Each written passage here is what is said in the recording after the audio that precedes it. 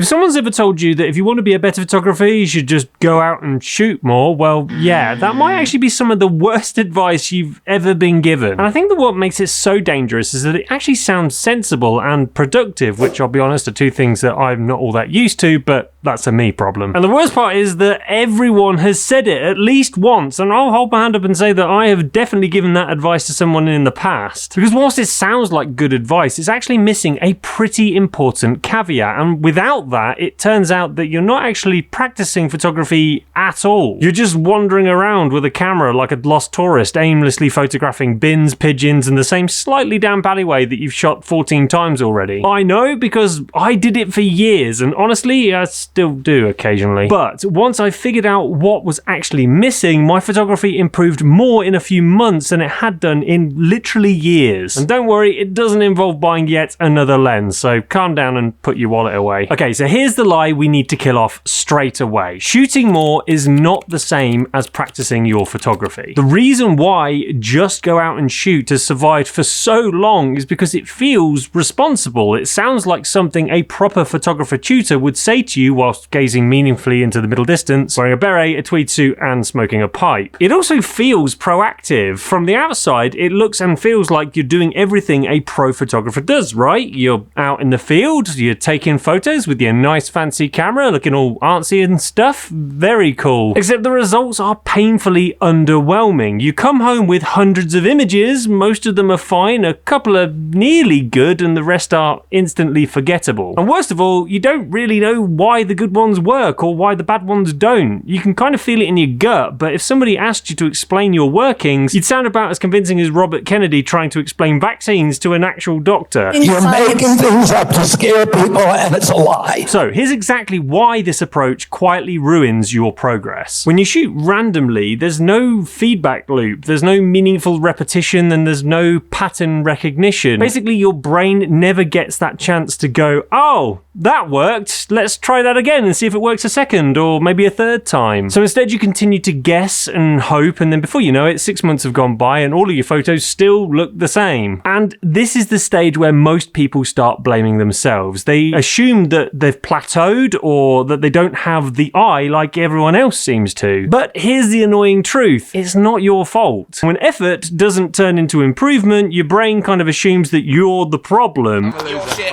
Your shit. And that quietly murders your confidence and with it the joy of photography. So what's the fix then? Do you just stay at home and live your photography dream vicariously through other people's travel photos whilst whispering, oh, that must have been nice, under your breath? Well, no. Thankfully, it's much simpler and significantly less depressing than that. But before we can get onto that, I first need to mention today's sponsor, and that's One.com. Now, unlike most other web creation platforms, One.com offers an AI-powered website creation tool that allows you to get your site up and running in just a matter of minutes. Simply answer a few questions and the AI will generate a customized website design for you. No technical coding skills required. From there, you can easily tweak the design to your own liking using the drag and drop website builder. And alongside the AI website creator, One.com includes domain registration, hosting, and professional email all in one place. They have a bunch of new package options to pick from, so there really is something for everyone, whether you want to create a simple blog or a full-on e-commerce website. There are no hidden fees, just straightforward, transparent pricing, plus 24/7 customer support is always available to help you should you need it. You can get a 14-day free trial using the link in the video description below. Plus, if you use the code on screen now, you'll get a huge 75% off all of your hosting fees for your website. Now, do me a favor and write this down. Practice is not about taking lots and lots of photos. Practice is about repeating one decision on purpose. If you can't clearly explain to yourself what you were trying to practice on a photo walk, then you really weren't practicing anything. You were actually just collecting images, a bit like Pokemon cards. And trust me, that's fine if your goal is just enjoyment, but if your goal is actual improvement, then that's completely useless. So what does this actually look like in real life? Well, from now on, whenever you go out and take photos, you're going to follow something that I call Tom's Rule of One. And yes, I did just make that up, but stick with me. In one session, you focus on one variable with the aim of answering one question. That's the rule. And before you panic, this isn't about turning photography into homework or sucking all the fun out of it or anything like that. It's just about giving your brain something specific to latch onto instead of hoping improvement happens just by accident. So let me give you a really simple example. focal length. And this one's aimed at all of the Zoom zombies in the audience. Brains must capture brands.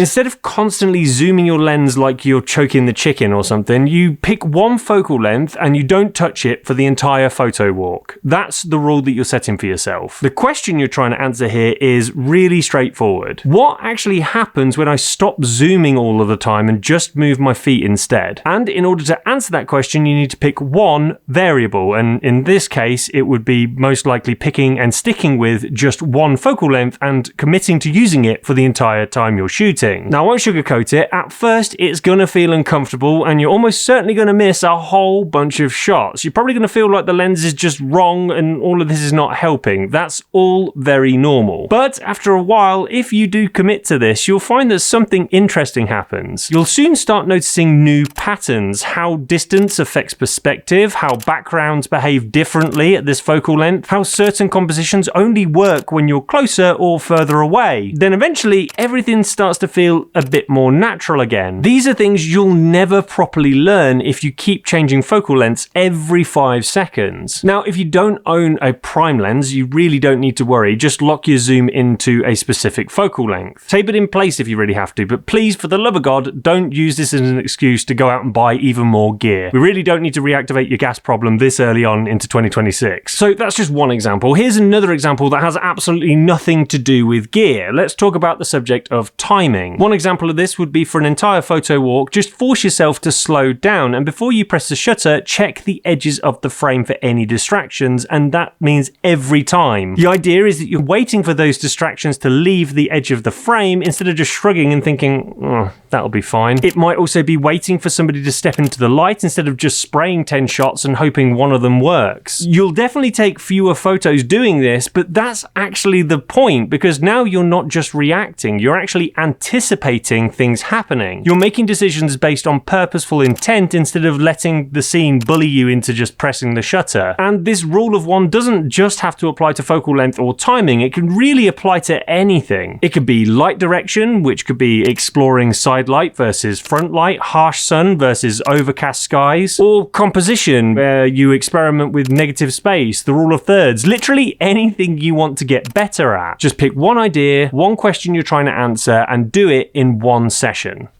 3 ones. Still counts. That's how practice stops becoming random and starts actually becoming something that's useful. Look, the important thing to remember is that talent isn't some mystical gift you either inherited or you didn't, a bit like that weird birthmark on your back that vaguely looks like Shaggy and Scooby-Doo double-teaming Velma. No, talent is built from a chain of conscious decisions you've repeated enough times that you eventually trust them and act on them without even thinking. This is exactly how you find inspiration anywhere, even if you shoot the same streets with the same gear every single week. You're not changing locations, you're changing how you look at them, and that is what being a photographer is actually about.